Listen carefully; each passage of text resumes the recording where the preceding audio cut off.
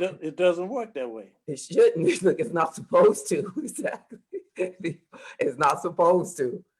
That we're supposed to have a democracy, but it is amazing because it makes it. I know this is really like I think I know I've learned, like you said, like this is beyond politics. Like I just think, oh, it's politics. You're like, nah, this is treason. Like this is, like that your perspective brings it into a whole nother level, because and I think the average I'm gonna consider myself like the average American, especially Black American, like that this, like I don't feel connected to it. I feel so disconnected. I feel like I don't feel like I'm a part of that system, anyway.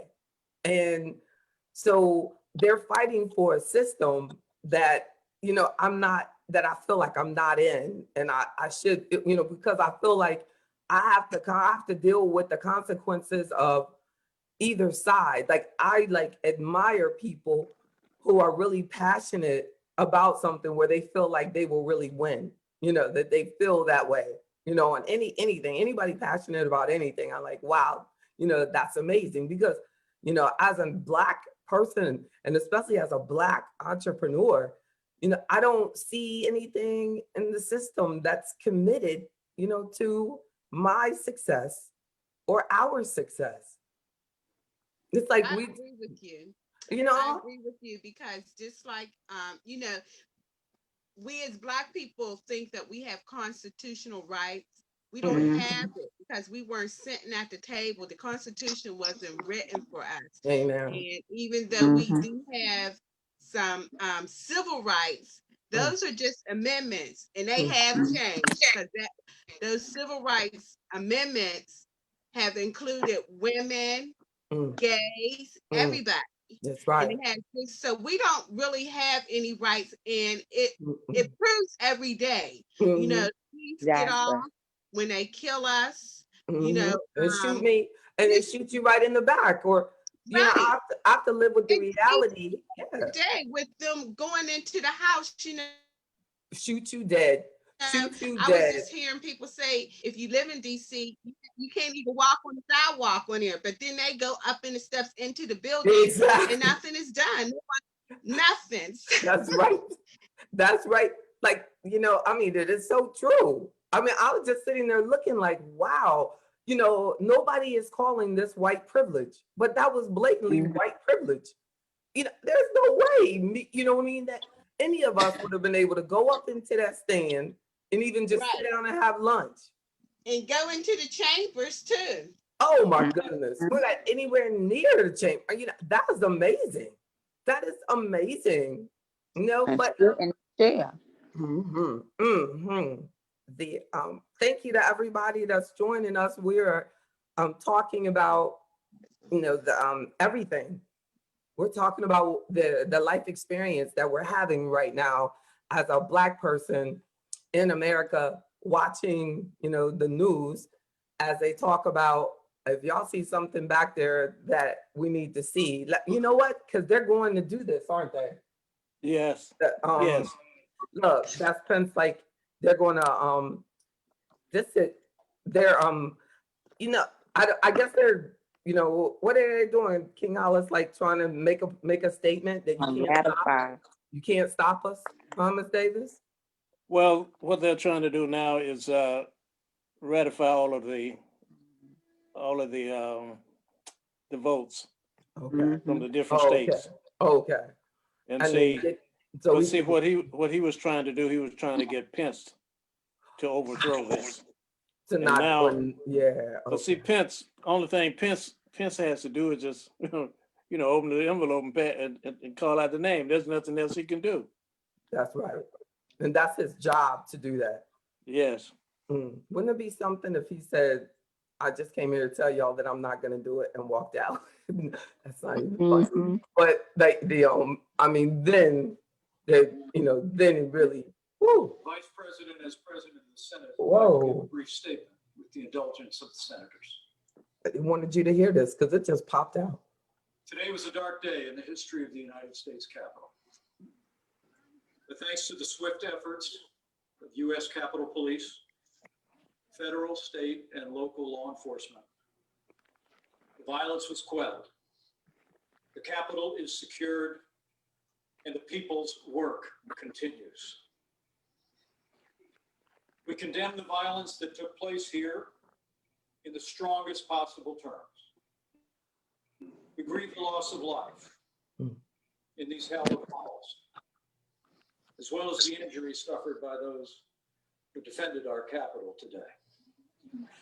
And we will always be grateful to the men and women who stayed at their posts to defend this historic place.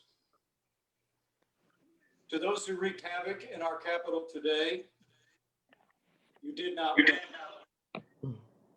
Violence never wins. Freedom wins. And this is still the people's house. And as we reconvene in this chamber, the world will again witness the resilience and strength of our democracy.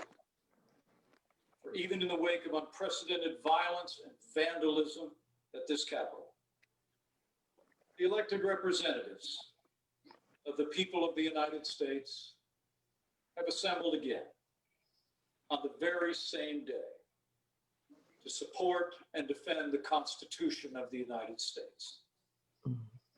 So may God bless the lost, the injured, and the heroes forged on this day. May God bless all who serve here and those who protect this place. And may God bless the United States of America. Let's get back to work. It's gonna happen, y'all. You know, the 25th Amendment allows Pence to step in as the vice president and take Trump down. As the vice president to say he is not fit to serve. But I don't know if he had the balls to do that. No, he does not. He don't have the balls to do that. He does And not. even if there's 2 weeks left, I would step in and be the president for 2 weeks. Give his That's wife what- the opportunity to be the first lady. You know what? That's I mean, he should, because the president have already thrown him under the bus. He's mad at him The now. 25th Amendment allows him to do that. Exactly. Exactly. But you know what? Like there's just a small part of this that I think that there's a lesson in it for us as Black people. That look at the confidence that they have, you know, on both sides, like the confidence that the white majority has. That I want us to have that type of confidence that when you believe in something, even if you're wrong, but we're not, we're right. That we haven't done these type of movements to create the justice that we deserve. And I don't understand, when are things going to change for us? Because if anybody should be outside of the Capitol upset, is all of these Black people who have just gone into poverty. It's hitting us hard. And the majority of the people that are out there are white entrepreneurs that are mad at the government for closing their business. Now, that's just my estimate, but I'm just saying, you know what I mean? All these people got the day off. Who could take their day off? That would be a person that owns their own business that got closed down. You know, it's the middle of the week. They don't care. But do you know how many people, second, third, fourth generation business? It's hitting us hard. But the overwhelming majority of us don't have businesses anyway. We were already out of business from 2008 and 2009. Way too many of us already got hit from that great recession when they gave all that money. When they gave all that money, our first Black president paid back all of those financial institutions for robbing us and foreclosing our houses. He gave them money. They got a reward for it. They got to be financially stable while our businesses went out of business. And they made a commitment to not give as many government contracts to Black people. Can we? And we like, you know, that is amazing to me. And they're angry. And they're angrier than we are. And it has to be because somewhere deep inside, we honestly believe that the government will take care of us. It has to be. It has to be because they're out there because they don't even want to depend on the government. They don't even want to have to depend on the government. And we think, oh, well, we get the right politician and they'll make sure I get my health care. You know what I'm saying? They're trying to build empires. But when the hope gets sucked out of us, you know, because I have to live with the reality every day that on any given Monday, Tuesday, Wednesday, Thursday, Friday, and if they choose to work on Saturday, regulators could just come in here and close me down. White guys doing this don't think about that. They don't have to worry about that. Like Bernie Madoff, he get to rob people for years and years and years, live on yachts and buy his wife millions of stuff and buy, you know, mansions and stuff. And I have to worry about making sure that I have money because I can't ever appear to them like I'm working as hard as I am to keep it together. I mean, isn't that amazing? Like, I have no right to be broke. And they can be as rich as they want to be and rob people. They want to be, you know what I'm saying? And then we have to watch our step. I mean, we should look at the research on how all the Black people that have gone into poverty because of the moves that have been made by the government for COVID. Y'all, that's real. And they have 30 days. 30 days, Ms. Davis. And they're going to have to move out of where they live. Might have a government mortgage. Government mortgage might have given them a couple of months, but they got to, you know, move. You got to go. I know you got equity. I don't care. You got to go. Your job closed down. We're not going to see it. We're not going to really see the impact of this, you know what I mean, until next year this time when they have the little research go out. A lot of it probably isn't even released because they don't want to get people upset. But you can't do this. You can't like just, you know, people send out $600 to people, you know, who are like, don't have anywhere to live and think, okay, everything's going to be great now. Extend unemployment and still charge taxes on it. Yes. And still get yours back. Yes. And the only people that really get angry about it are the ones who are actually in charge. Like they have the benefit. This is like, yeah. So when the news talks about a civil war, I'm like, yeah. I told my daughter, I said, I guess they are having another civil war, but this time freedom is not guaranteed for us. Ain't nobody making us no offers. We're just stuck in the middle. Mm-hmm. We're just stuck in the middle. JB, I Yes. think some of the people that were there, you know, I think those were more, you know, poor white people. So and they believe everything that Trump says. They're getting and they don't think they don't think that this will affect them.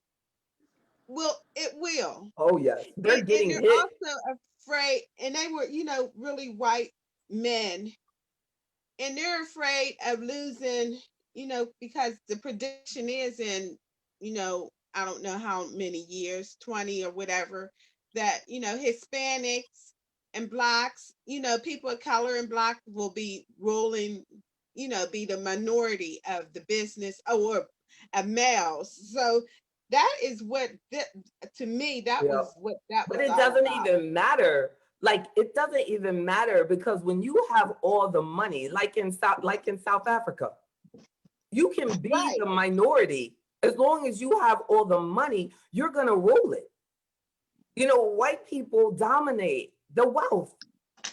Period. So they have the company, You're the boss, you're the manager, it doesn't even matter. Like things like being president and things like that, as soon as Black people start getting into it, they lose their interest because they know there's, you know what I mean? It's losing its power. The corporations run them anyway. All of the politicians are owned by these companies. They get probably taken out to lunch. They probably don't ever have to buy lunch no more. You know what I mean? Got sponsorship for Monday, Wednesday, Tuesday, Thursday, Friday. Somebody sends it to their house and they're, you know, all that stuff. Like, and they think that doesn't matter. They feed you. Even a dog is loyal to the person that feeds it. You know, so that is like, you know, but they're out there angry because it's hitting them. It's hitting them. But like, and it is, they're not lying when they say, when they get a cold, we get pneumonia. It's going to hit us hard. It is. And it already is. It's just that we're in our little protected world. But I'm going to tell y'all, as an entrepreneur, unprotected, it is hard out here. It is hard out here. You know, so if my life is like anybody's, it's like a white man's. You know, nobody, you know what I'm saying? But I have the disadvantage, I'm not a white man. But my workload, you know, I'm trained as a stockbroker. Who did I work by? All white men. Why are there very few Black people in this business being stockbrokers? And because it's 100% commission. If nobody's investing, you don't get money. So who knows people with money? They do. So I was surrounded by people with connections. I can have all the skill I want, but they got connections. Connections stop us from being able to build the empires that we deserve to build, not intelligence. We're the most highly educated people probably on the planet. It's the connections, the investors, somebody that wants, you know, family with wealth and inheritance, you know, all of those that we're shooting for. But it hasn't happened for me. It hasn't happened for the overwhelming majority of us. That's right. You know, so I don't think they even have the right. If I could get out there in a megaphone, I would go up into the face of a white boy that's out there mad and say, you don't even have the right to be mad. You don't even know what it's like to have 25 years deep into your business and you haven't had a vacation. You don't know what it's like with your river house. You don't know. You don't know. So they, you know, but they're mad because that's all they know is getting their way. Tell me I gotta wear a mask? Because you know what I mean? Your major problem is you gotta wear a mask and you mad, you gonna bring it down because you love Trump, because he'll make you can do whatever you want to do. We don't even know that freedom. All we know is oppression and assimilation and following the rules. Because that's what we're forced to do if we want to exist. If I want to serve you, I have to follow the rules. The rules. You got Cross that every right. T, dot every I. I can't try to, I know I'd make more money if I did this. I know it's not allowed. You can't do it. We can't do it. Be in control. Better not try it. Exactly. They're in 100%. So they're used to it. We're not accustomed to it. So that's why you can go into the Capitol and you got confidence. They have video of those people running down the cops. The cops are running from them. They're not gonna get in trouble. How many times do we ever run down and have it on video of 10 Black men running without guns and the cops are going the other way? What? You're not going to, if you identify with the person, you're going to give them the benefit of the doubt. As minorities, we don't get the benefit of the doubt. And that's why that's happening. But I'm going to tell you, you know what I'm saying? Both sides, like King Hollis said, both sides of that chamber need to be addressed. On why did you let them get away with something that we would never get away with? Never. You could never let any minorities get away with that. That's amazing. Yeah, because this was they had planned that for so many days. So when they knew Wednesday was come, the Capitol should have been surrounded with Exactly. every force of, military, the National Guards, the police. But none of that happened. That's right. Yes, That's yes. right. None of it. None of it. Because it wasn't like, is that because it's not even like they're acting like they all of a sudden just stormed the Capitol. They told you we're coming. Yeah, they sure did. You know what I'm saying? They told them the plan. They filled out paperwork.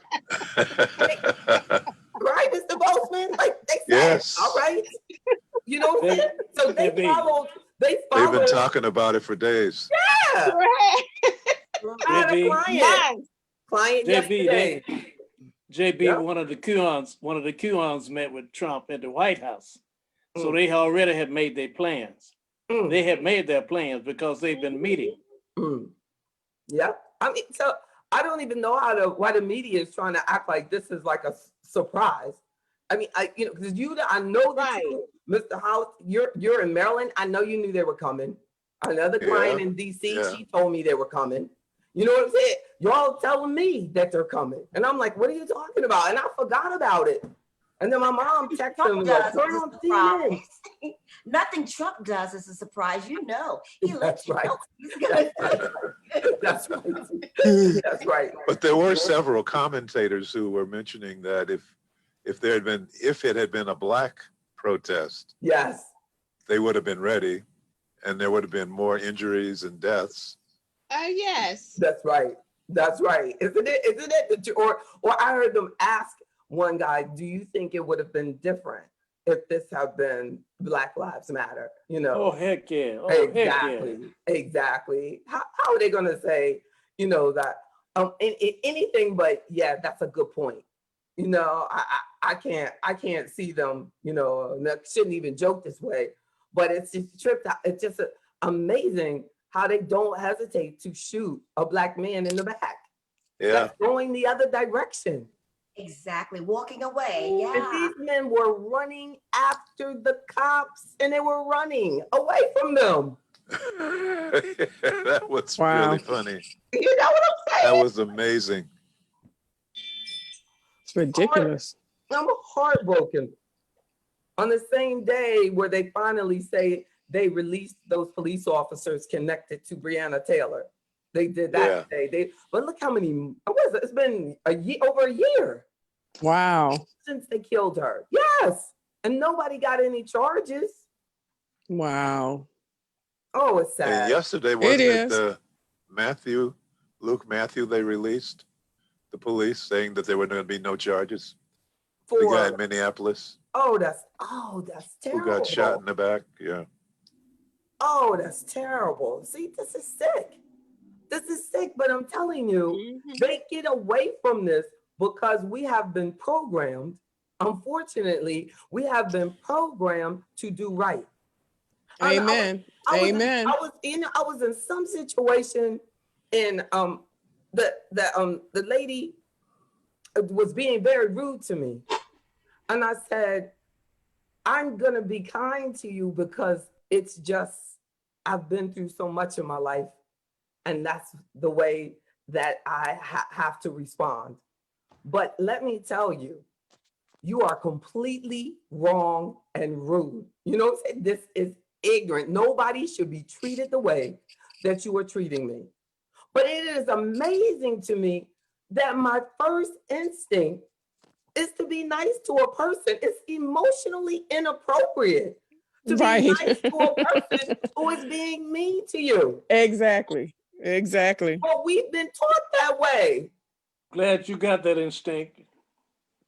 Yeah, because there's some sisters and brothers out here who don't have it either. I don't have it. I'm glad you don't. I admire that you don't. I admire that you don't. You know what I mean? JB, can you hear me? Yes.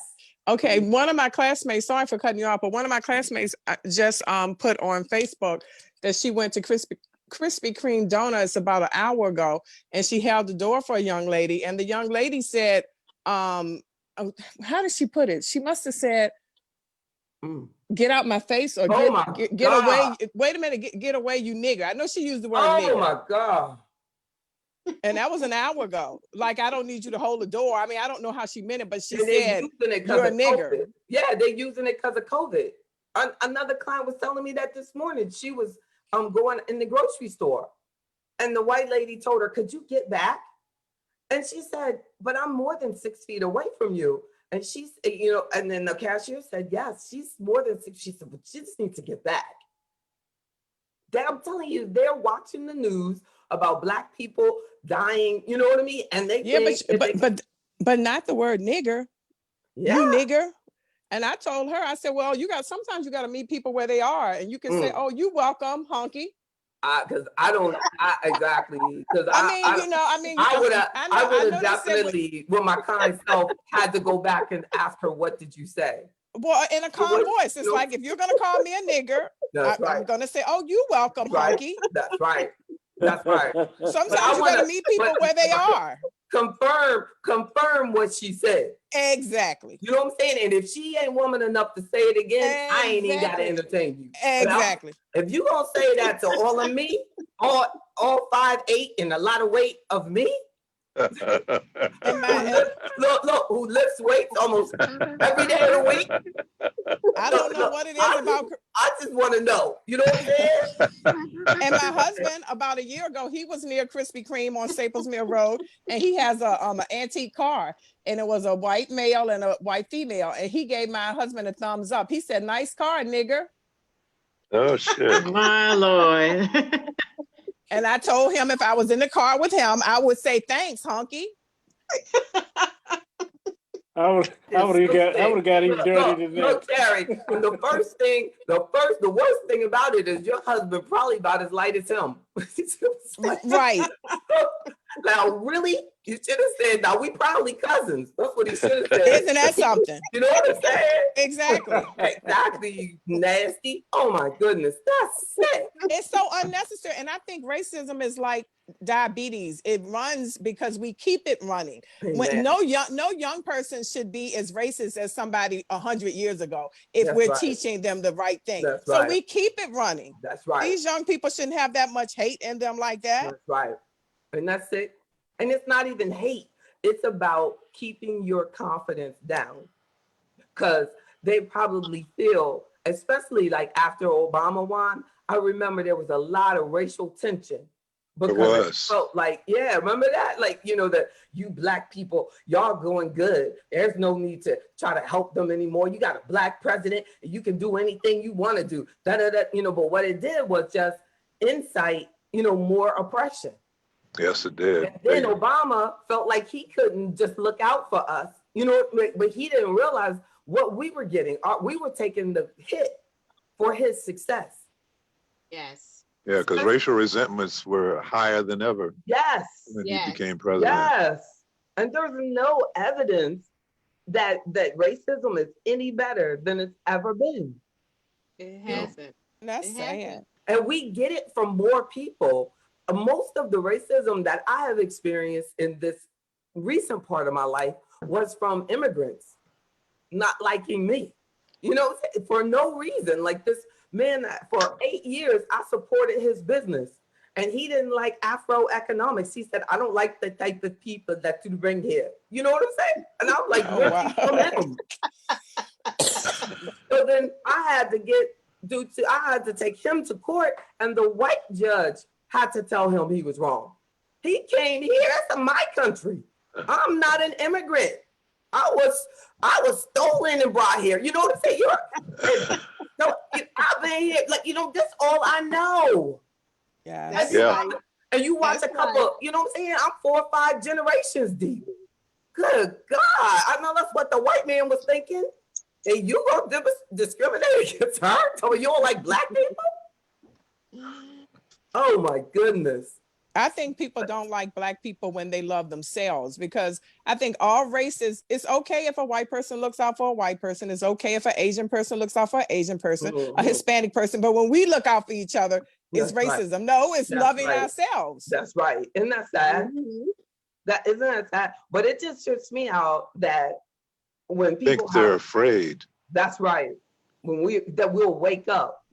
Like Right. And they can stop making a whole lot of money off of us if we That's snap right. out of it. That's right. That's it, That's the right. money. That's right.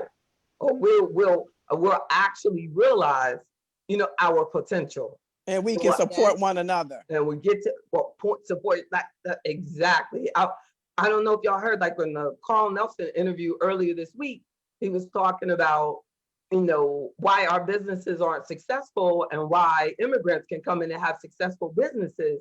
And according to the research that I found, it was because they network and support each other. Right. That's right.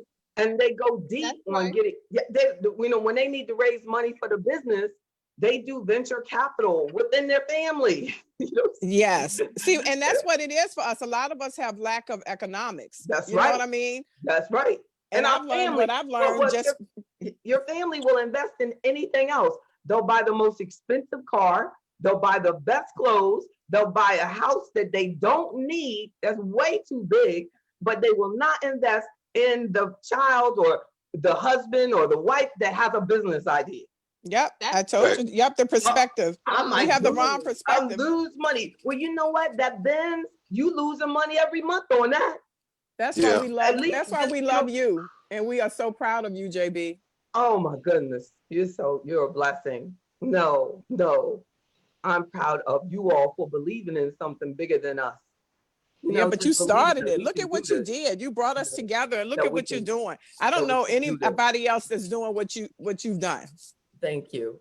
But Thank it's you. got to be done, but it's got to be done. We need to have a way that us regular folk, average folk, without the 100, 200,000, 3 million subscriber folk, have a way to express ourselves. It's just so important for self-expression, how healthy this is for us. Exactly. And that's why we have to do it. That's why I open up the microphone for us to share. That's why when we have our private members meetings that I want the cameras on, and that's why I have that free membership level so that nobody can ever say that they feel left out. Like I got a email the other day, and it was a leader of an organization actually, and he said, "I heard that AfroEconomics is very expensive." I said, yes, indeed it is. Check it out, afroeconomics.org. Go to .org, we'll go straight to it. And then I didn't hear anything back, and I said, I guess he didn't get my joke. So then I decided to call. So I called, and I was just like, I love that there's a perception out there that it's expensive because it is priceless. But you know what I mean? No, there's a free membership. You know what I'm saying? So it's like you can't say that. But like you always saying, like we always want to try to look for the negative, even if we don't check it out. You know what I mean? We're gonna look for the negative in ourselves. We are. Or Whatever how that many? one negative is, we're going to take it and run and tell everybody about it. Yes. Or we don't even give ourselves, never ever giving somebody just like you the benefit of the doubt. Oh, you took the words right out my mouth. Oh my God, exactly. Because you too much like God. me. You see what I'm saying? You too much like me. Yeah. But because we have such a lack of ownership that you never see the humanness in business, because we do business with people we don't know. That's But right. once we get an opportunity to start doing business with people then you're like, wow, you know what I'm saying? They're only human.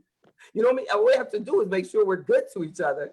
Like I was telling Pat and Janiyah, I said, hey, this is a hard time economically for all of financial services, including us. So what we need to do is work our competitive edge. And our competitive edge is we're going to service people.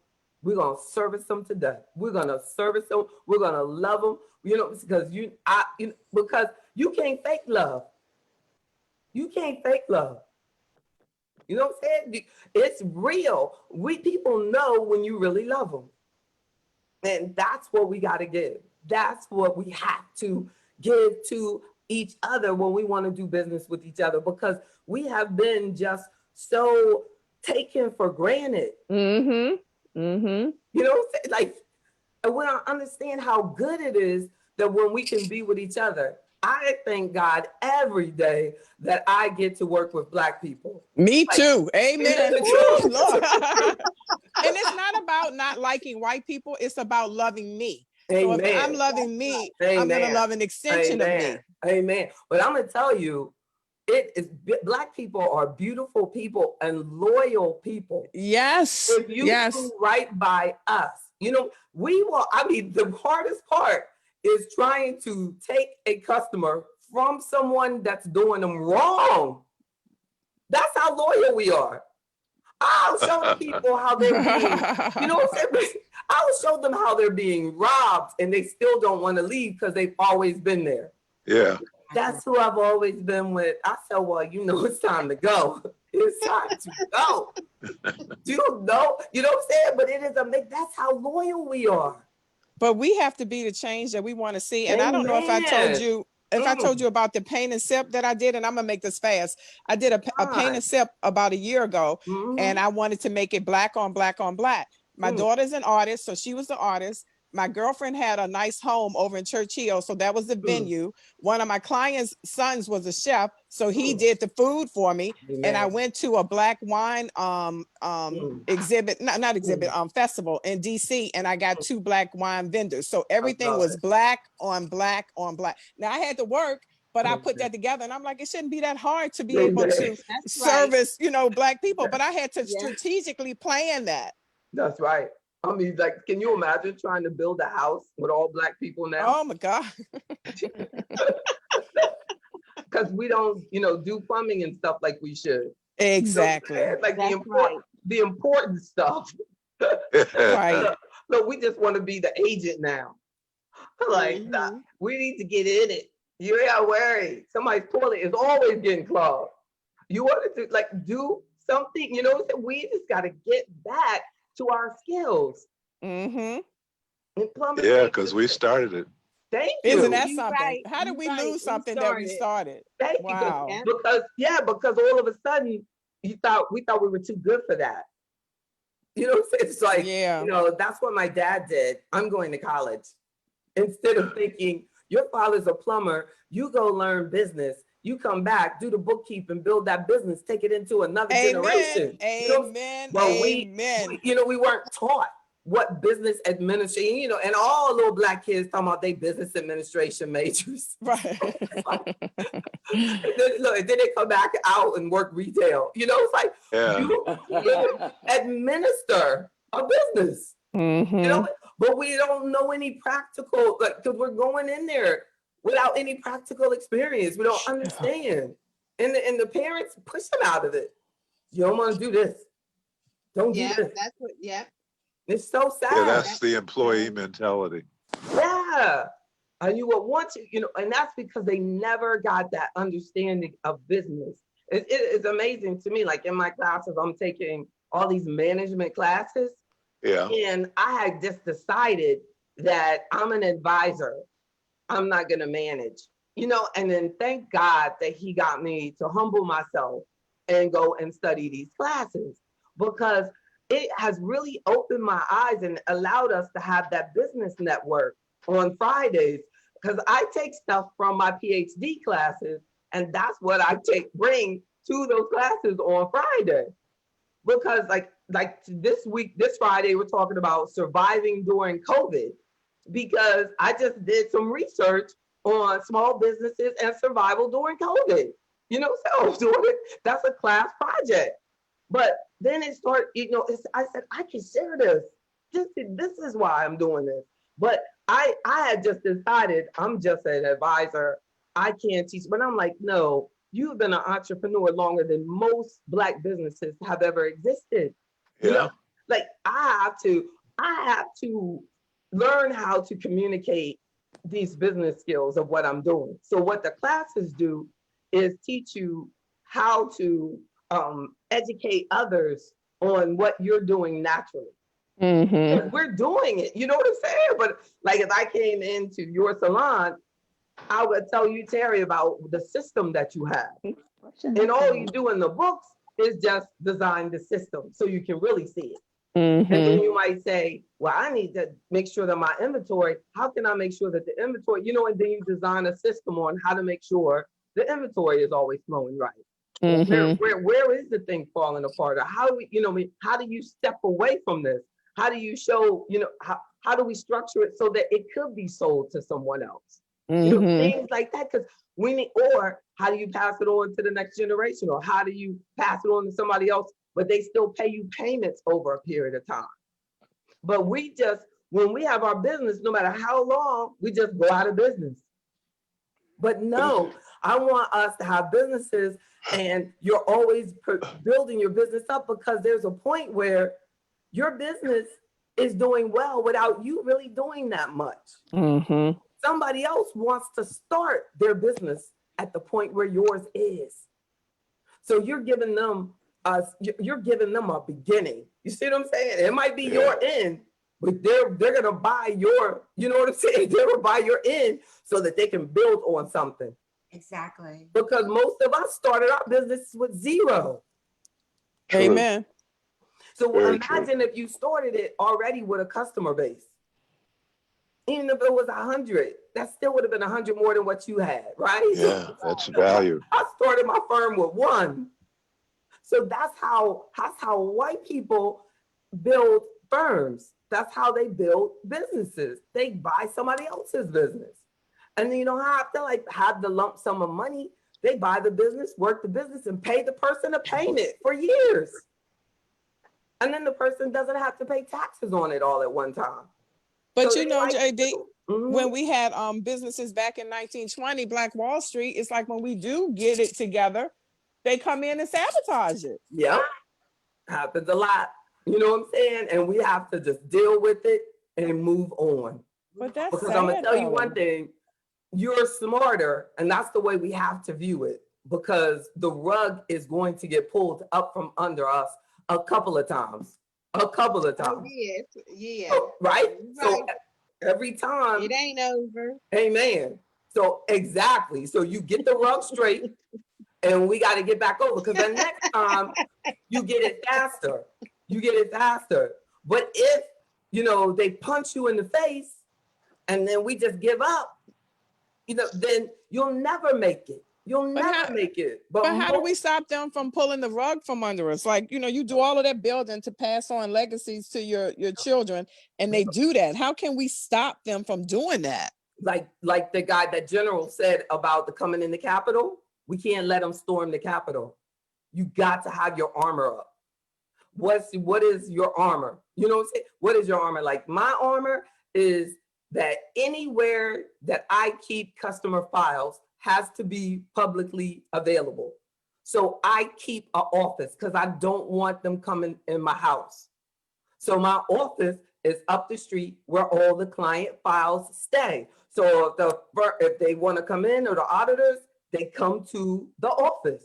But some people try to get over and not have the office.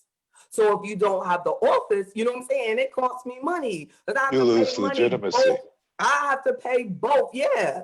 And and if you don't, and you've got some fictitious or post, I'm just saying how people pull down their armor. First of all, you can't get caught in a lie.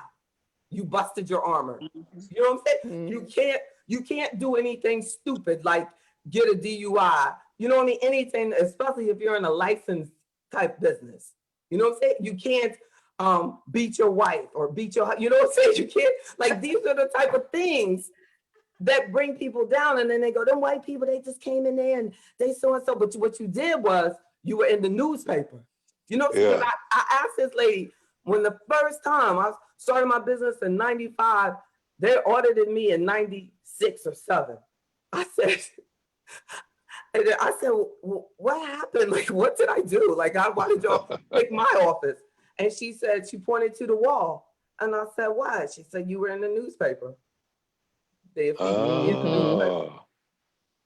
And and I was like, wow. But I'm so glad. Got to stay under the radar. Yeah. You got it. Yep. And listen, one time, last time they came in, they said, because I get audited for investments, that also audited for insurances, all those things. So then the guy said, he said, I watch you all the time. I said, where? He said, I watch you on Channel 6 all the time. So that's probably his assignment. Make sure I don't say nothing stupid. she's on, or that's, you know what I'm saying? But that's his thing. You know what I'm saying? And that was his way of telling me, you know what I'm saying? We watching you. We're Right. watching you. To make sure you're not a threat. Yeah, but no. But we are a threat just by virtue of us being here. We're always a threat to them. That's right. That's But they right. brought us here though. That's I right. know, but see, whenever we enter into something, we excel because we have this high energy, That's right. and Yeah. we're just naturally more gifted. We I are agree, very, but that's the very chance they have gifted. to take. Yo, Huh? It's like they did- brought us here though. Exactly. So you gotta take the bitter with the sweet. You know That's what I right. mean? That's right. But they would say, the people here today, they would say, I ain't had nothing to do with that. You know what I'm saying? Yeah. That wasn't me. I don't even Yeah. know. But yeah, they're like, I'm an immigrant too. I didn't, my family wasn't here back then. You know, that's But that's they what are would really, say. Mm, they are so afraid of us mm, that, because I've been the only one in white corporation situations. mm, They are so afraid of us that even though they hate each other, they can all agree that they don't like me. mm. Exactly. Yeah. Exactly. So how did you survive and still keep your Let's agree blackness? on one thing. Exactly. I'm not sure They come who just together spoke, on but how that. did he survive and not drink the Kool-Aid and still realize that he's black? Initially, I did drink the Kool-Aid. It's very easy to get caught up in the success of it Most definitely. and think you're different. Right. But then you do get a wake-up call that says, no, you're not. That's right. Yeah. That's Because right. Gotta they're get that always wake up going to, call. Right. they're always going to remind you who you are. I don't care Yeah. where you at. They're going to That's come. right. Hey, buddy, you know, That's don't right. get too comfortable. That's right. Mhm. And it is Yeah. so true, especially. Never fails. And I it's- feel yep. you can do good all day long, but if you do well, that means you're doing just as good as they are. So you can't do well. You can do Yep. good, but if Yep. you're doing well, Yep. I have a problem with it. Yep. And how about when we move into neighborhoods? Yeah. Yeah. Everybody on the street knows everything about you. You know what I'm saying? The realtor or Yeah. somebody tells them everything about you before you move in, who it is, where she works, where they do, you know, everything. That's I remember I called moved strategy, in- right? And we don't know anything about them. But I No. think that's called strategy. They're strategizing. True. I remember I moved into an all-white neighborhood, and then a couple of months later, one weekend, I looked up, and everybody was moving out. Are you serious? Wow. They saw you. They said it's the beginning of the end. I got to Yeah. go. There goes Wow. the neighborhood. There goes the neighborhood. You know, I Yeah, took here this, they come. I was doing this. I was looking at some research, you know, on one time, and they were talking. It might have been it was a documentary, I think, and they were talking about how hard we fought to get included in those neighborhoods. You know, that we wanted, you know what I mean, to live in their neighborhoods, and they would do things like, you can't move in here, like, and they would put it in the document. This house cannot be sold to a black, Covenants. an Asian, or so. You know what I'm saying? They were listed out. Not in my neighborhood. Yeah. And then black people would get someone else to buy the house for them That's what happened to Sammy Davis Jr., who bought the house for him. and switch it up, like, you know, and then switch it up. It's like, and look, and probably had to pay a fee to the lawyer to do that. That's so sad. Why would I want to live anywhere that I'm not wanted? I mean, I just can't get it. You know what I'm saying? Like, that you tell me, like, I can find out later that you know, but if you wrote on there, we don't want you in the neighborhood. I mean, seriously? That's what I was telling people I was speaking on a college career panel, and they were saying, don't put your name down if you have a name like, you know, any African name or any name that sounds black. Like if your name is Shamika, don't put it down. Right. Just put down that your name is Sarah Smith, you know? And I said, I mean, and everybody. We try to tell y'all about the name. Everybody Want to listen to you. and they were like, and this was at a college at the panel, everybody on the panel. So next to me was this brother who was always on Facebook, like acting like he's Mr. Pro-Black, writes little black books and everything. You know what I mean? And I said, for sure, when they get to him, he is not going to tell them to do this. He agreed. Yeah. I looked at him like, you nappy head sellout. I was so grossed out. I wanted to run out the room. So I said, first of all, I'm going to tell y'all, don't teach these kids how to lie. That is crazy. And don't you ever try to work somewhere that doesn't want you. Exactly. You will ruin your life unnecessarily. Yes. My name is Shanae. Put Shanae. Mm-hmm. Why in the world, well, you know what I mean? Do you think it's okay for you to compromise on something as important as your name? And they don't like you. You think so when you walk in on the interview, they're going to be so impressed. But that's how messed up we are. We think we have to do that. Same thing with hair, but that's another whole topic. Isn't it the truth? I get so tired I of women. get it, you do whatever you want, but don't try to figure out what your boss wants from you. You know what I mean? Right. That's what's so silly. But I get so tired of women on television. All of their hair looks like the mannequin's textured hair. I mean, you can wear weave, but it's like it's a clone look. It's like, that's not how our hair looks. It's like, I'm so tired of everybody having that mannequin look textured of hair on their hair. Don't you talk about my hair.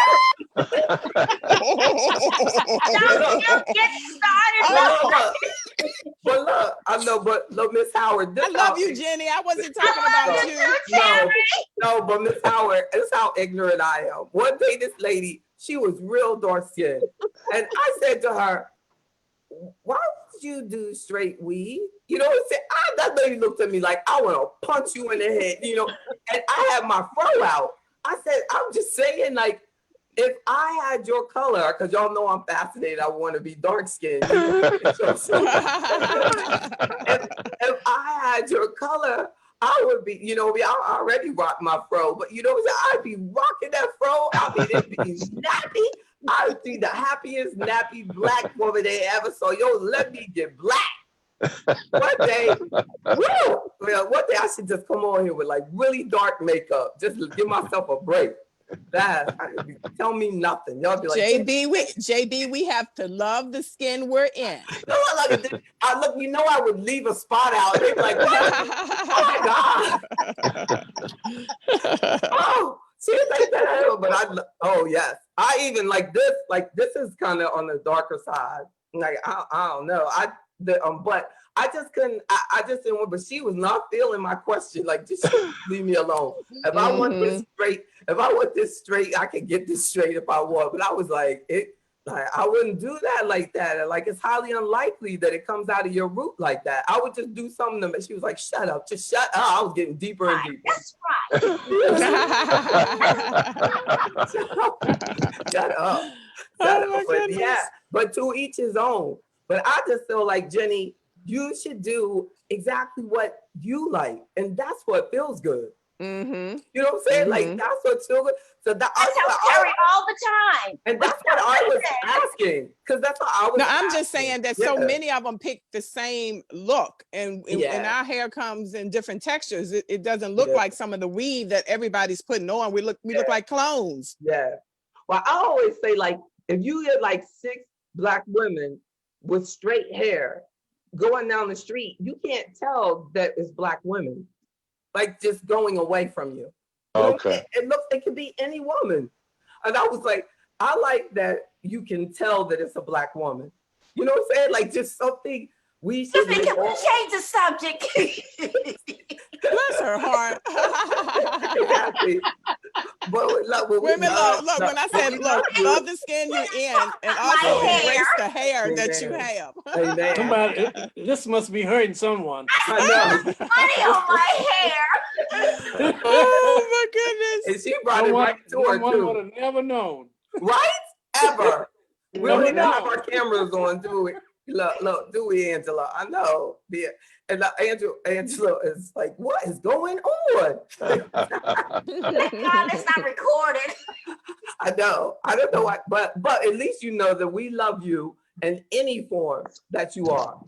Thank you so And, much. and the only Most definitely. and the Terry can ask whatever she wants because she's a hair care professional. Now me, I have no right to ask this person that because I ask ignorant questions. Like asking, like I was telling somebody, I met this family one time, and the man was black and his wife was white, but he looked white. So he put on his kids' birth certificates and he was bragging about it. Like he said, I put down white because the kids did look white. And I said, well, why'd you do that? He got so mad at me. But I really wanted to know, like, I want to know too. yeah, like why would you put, Why would okay, you why have? would you tell me that? Like, you know, that I don't get it. And he said, I just feel like they have more privileges, more privileges like that, you know, blah, blah, blah. I'm like, who's checking people's birth certificate?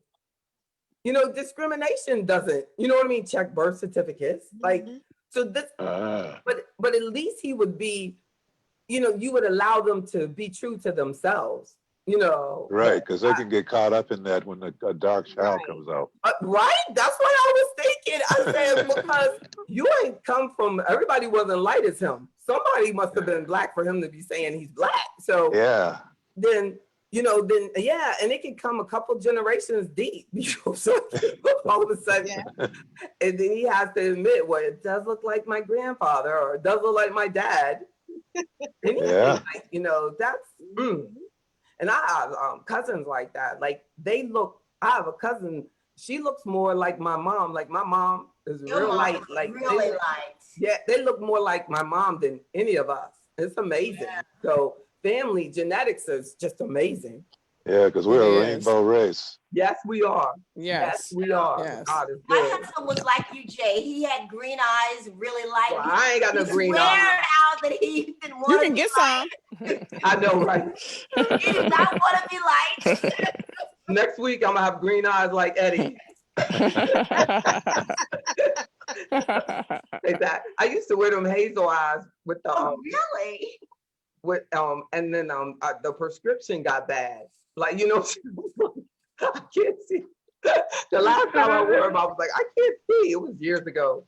I was like, I'm gonna leave these things alone. That's right. You know, I don't know why. I don't know, but I don't even wear glasses now. But that's a whole different health session.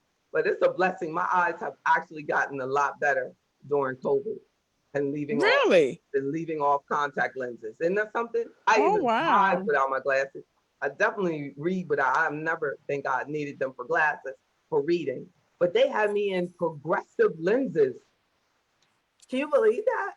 You know, my eyes have gotten better too. My eyes have gotten better too. And I went to an eye doctor before COVID, and she said that my nerves were enlarged and that she thinks that they weren't getting enough oxygen because I was wearing the contacts all day.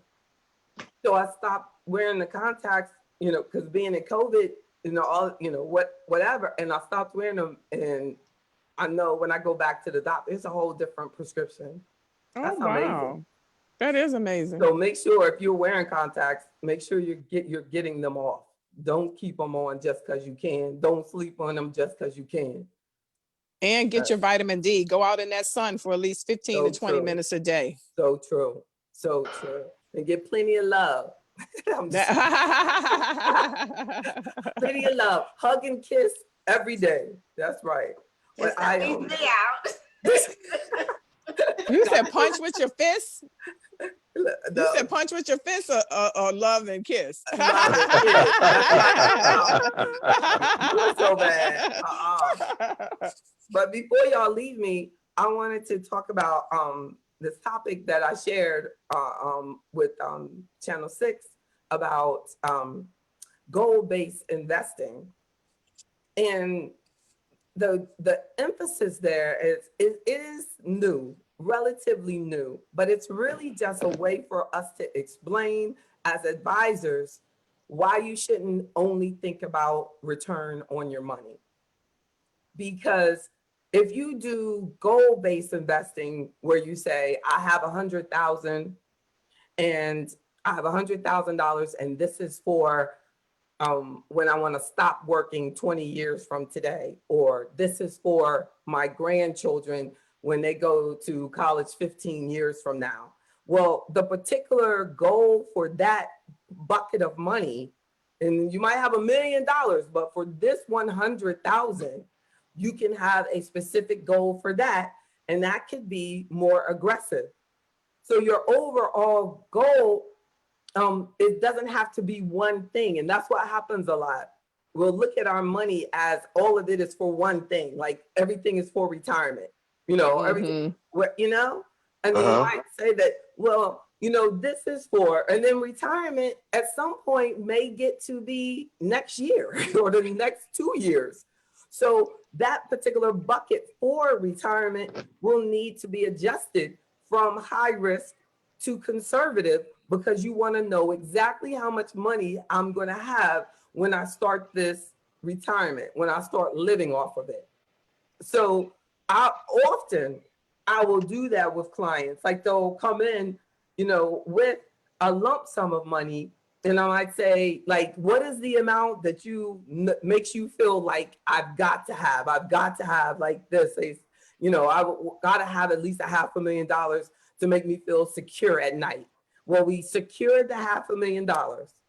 And then with the other $500,000, it might have other goals for that. We might have $250,000 that you really want to be aggressive for, because that's for your legacy. That's for down the future. I'm not going to be spending that until I'm in my 70s and things like that. So that could be more aggressive. And the other, bucket of money, maybe I want to leave this behind.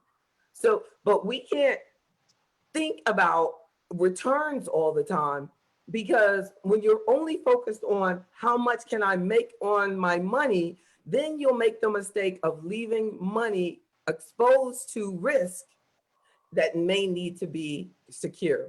Does that make sense?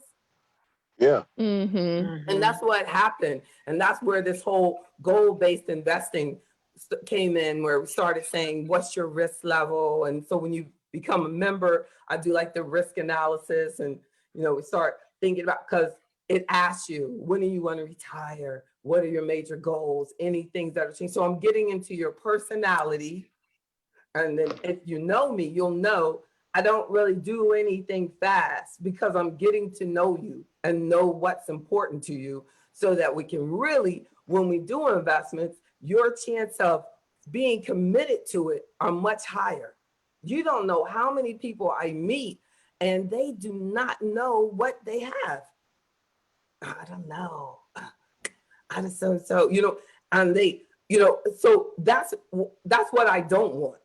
I don't want it to ever happen to any of you. So so goal-based investing means your personality is important to how we invest. Because if you're real scary and you're going to be stressing all the time, if we do anything that is volatile, then we have to make sure that you have the security that you need.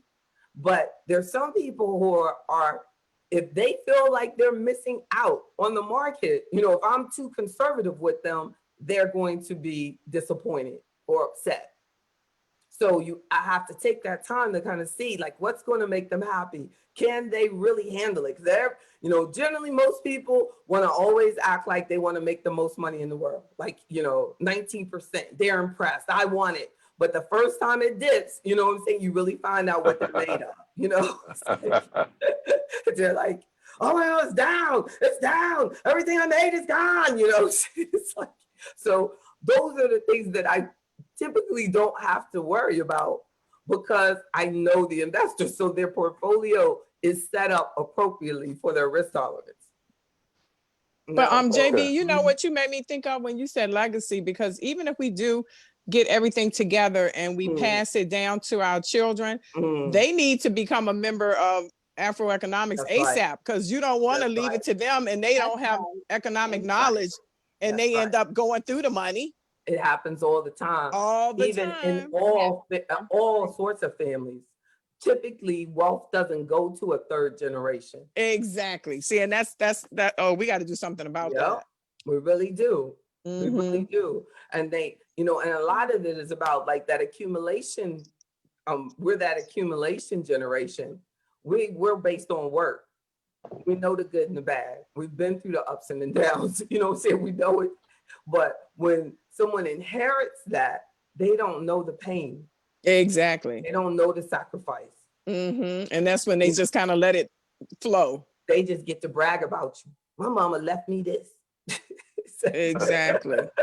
Instead of thinking about how they can pass it down. What you did to get it, you know, make it happen. Like, this is something to build on. Yeah, to build on it. And it's real hard because even if you set up, like, a lot of times we'll go and we pay for these very expensive trusts, you know, and then so you put the money into the trust and then you designate a trustee, and then the trustee doesn't manage it well and the money gets messed up and it does, you know, but you're gone, you're dead. It doesn't really matter, like, on that level. But, you know, it's hard to, if you can get your beneficiary to be financially wise, you can save a lot of money. Then you don't have to have that trust and trustee in between and no lawyer controlling how your family gets the money, you know, unless you have somebody that's disabled. Now, you know, a special needs trust is great for someone that has a disabled child and you want to make sure that they're taken care of, you know, for if you have a premature death, you know. And you said get your beneficiary to what? You said you wouldn't have to worry about what if you got your beneficiary? Them financially astute, you know, like you said, like, you know, because, you know, they're on point, then you feel good. Like, I know they'll do the right thing with this, you know, they're not going to waste it. No, but most people don't know, but only because the child hasn't been, you know, through the same thing. So that's where a lot of the, you know, trying to figure out how to control it and getting it to them at certain ages. And that's where the trust comes in. But, you know, they're expensive to establish and then expensive to maintain because the trustee is only taking a fee every year out of it. So it's, you know, the best thing, you know, the best thing is just get, you know, start talking to them, start communicating with them, have the family meetings as early as possible. Don't allow them to become materialistic. You know, don't buy them everything that you can. Make sure they earn it. No, just because you can do it doesn't mean that that's what's best for them. You know, a lot of people buy kids things and get them the cars and things way before the child is ready for the car. Does that make sense? Exactly. Yeah. You know, who said that every teenager has to have a car? Like, everybody's kid has a car now. You know, I saw that with my daughter. And I told her, I was like, you do not need a car. And we're in a pandemic. You're fine. That's where you need to go.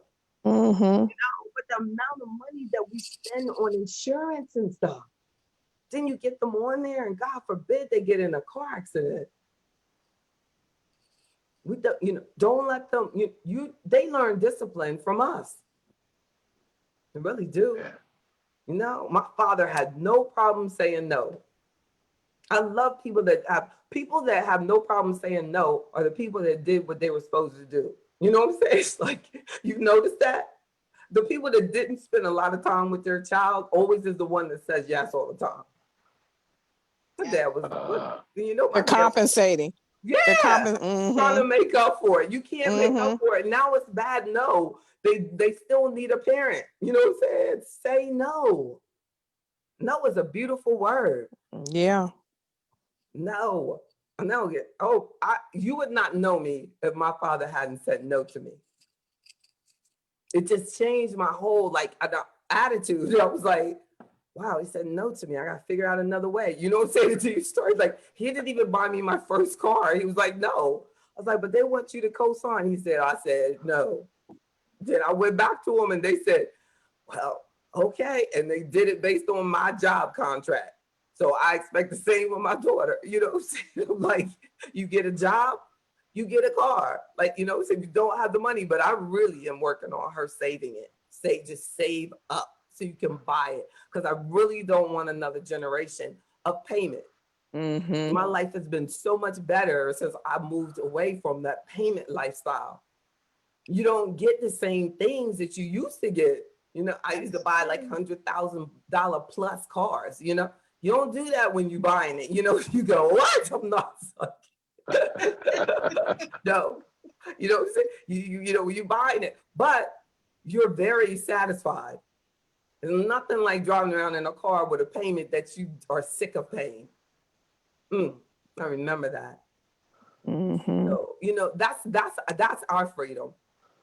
We have to, you know, you deserve freedom. As I was telling the new member today, I don't want us to focus as much on retirement. I want us to focus on financial independence. Yes. You know, that you can work. Like, I don't see any biblical basis for retiring. Like, it didn't happen. You know, I don't know, Mr. Bozeman, you're gonna have to point out to me who in the Bible retired. Then I will retire. You know what I'm saying? But they kept, right? They kept working. They kept going. yeah. I mean, you know, and Even into their hundreds, they kept doing it. amen. They still here. Oh, wow. And that would help us so much. That would help our community so much. Yeah, Moses was 80 when he saw the burning bush. That's what I'm talking about. That's the beginning. Right? And they still were having kids, right? Yes, they were. Woo! That's what I'm talking about. I mean, and that we have to start realizing that that which we have accepted that is impossible is actually possible. It is possible.